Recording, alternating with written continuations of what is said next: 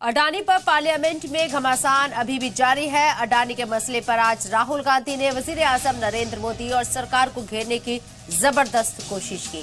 उन्होंने अडानी मसले पर एक के बाद एक कई सवाल दागे। उन्होंने कहा, सरकार बताए कि आखिर अडानी और वजीर आजम मोदी के बीच कैसा रिश्ता है। राहुल ने पूछा कि जिन अडानी के साल 2014 में नेटवर्थ $8 बिलियन थी, वो 2022 में $140 बिलियन तक कैसे पहुंच गई। राहुल ने पूछा कि अडानी को जिस शोबे में काम का तजुर्बा नहीं था, उन शोबों में अडानी को काम कैसे मिल गया। अडानी पर राहुल गांधी ने ऐसे ही तमाम सवाल सरकार से पूछे तो साथ ही भर भर कर इल्जाम भी लगाए। राहुल ने इल्जाम लगाया कि अडानी के बिजनेस को बढ़ाने के लिए मोदी सरकार फॉरेन पॉलिसी का इस्तेमाल कर रही है। राहुल ने इल्जाम लगाया कि गैर मुल्क से अडानी को प्रोजेक्ट दिलाने के लिए वजीर आजम नरेंद्र मोदी मदद करते हैं और मुल्क के ज्यादातर सेक्टर्स में अडानी को फायदा पहुंचाया गया। राहुल गांधी के इल्जामात पर मरकजी हुकूमत की तरफ से मरकजी वजीर किरेन रिजिजू समेत अर्जुन मेघवाल, बीजेपी लीडर रविशंकर प्रसाद और निशिकांत दुबे ने पलटवार किया। उन्होंने कहा कि राहुल गांधी सबूतों के साथ इल्जाम लगाए। वहीं अर्जुन मेघवाल ने कहा कि राहुल गांधी बिना दस्तावेज हवा में बात कर रही हैं, उनको माफी मांगनी चाहिए।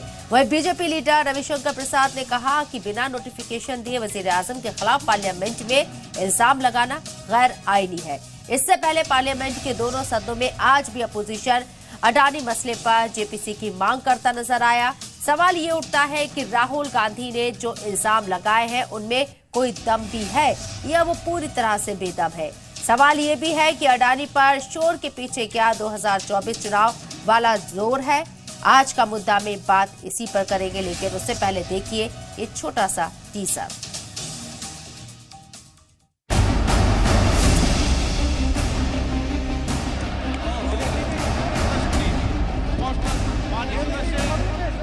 हिमाचल में सेब की बात होती है अडानी जी, कश्मीर में सेब की बात होती है अडानी जी, पोर्ट्स की बात होती है अडानी जी, एयरपोर्ट्स की बात होती है अडानी जी। इनका हिंदुस्तान के प्रधानमंत्री के साथ क्या रिश्ता है और कैसा रिश्ता है?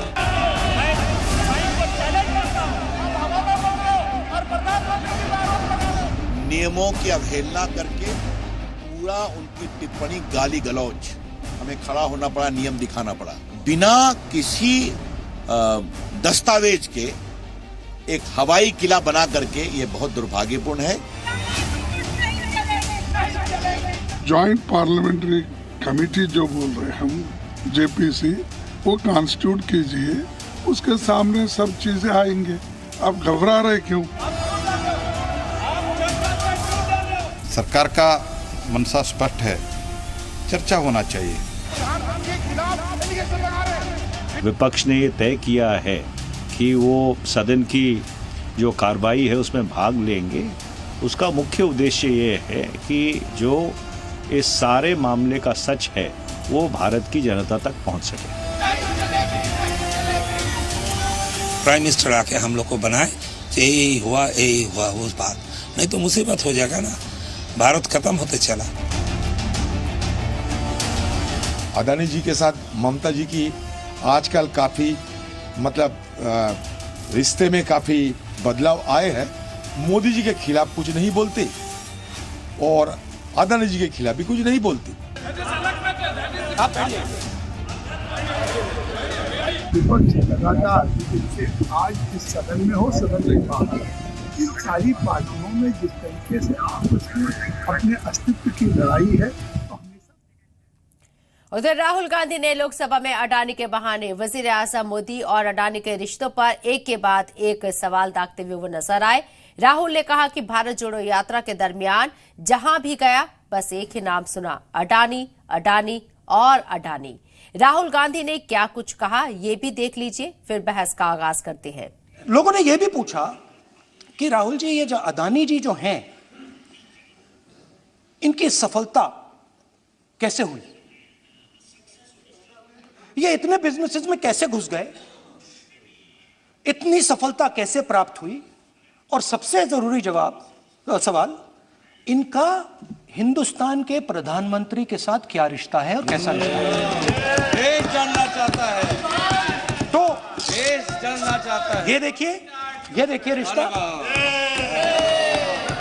ये देख लीजिए। रिक्वेस्ट प्लीज पोस्टर माननीय ये देखिए, सदस्य पब्लिक में है सर। एक और चीज हमें बताई गई, तमिलनाडु से लेकर केरला, महाराष्ट्र, मध्य प्रदेश, सब जगह एक नाम सब जगह हमें सुनने को मिला, अदानी। यह नाम पूरे हिंदुस्तान में, केरल में, तमिलनाडु में, महाराष्ट्र, कर्नाटका, हिमाचल, कश्मीर, सब जगह अदानी अदानी अदानी अदानी अदानी।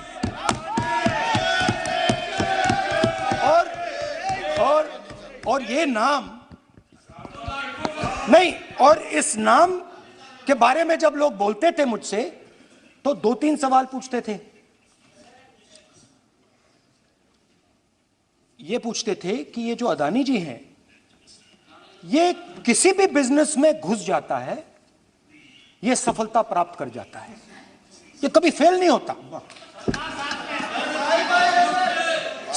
और युवाओं ने मुझसे यह सवाल पूछा कि भाई ये हो क्या रहा है, हम भी सीखना चाहते हैं।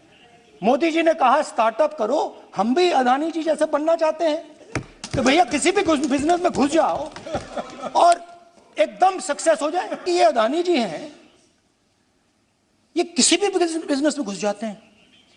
पहले ये 1-2 बिजनेस करते थे, अब ये 8-10 सेक्टर्स में काम करते हैं। Airports, data centres, cement, solar energy, wind energy, aerospace and defence, consumer finance, renewables, media. तो उन्होंने मुझसे पूछा कि राहुल जी, हाँ वेट करो बेटे हाँ, धन्यवाद। पोर्ट्स की बात भी थी। ये भी सवाल पूछा कि भैया एक बात बताइए, राहुल जी बताइए हमें कि अदानी जी का जो नेटवर्थ है वो 3 साल के अंदर, नहीं सॉरी 2014 से लेकर 2022 तक ये $8 बिलियन से $140 बिलियन कैसे हो गया? कैसे हुआ? मोदी ये 2014 में अगर आप दुनिया की, मुस्कुरा रहे हैं आप, बीजेपी में है ना आप, तो ये लिस्ट आती है, एक लिस्ट आती है दुनिया के सबसे अमीर लोगों की। इस पे ये 609 नंबर पे थे 14 में। 609 पीछे बिल्कुल। पता नहीं जादू हुआ, दूसरे नंबर पे पहुंच गए।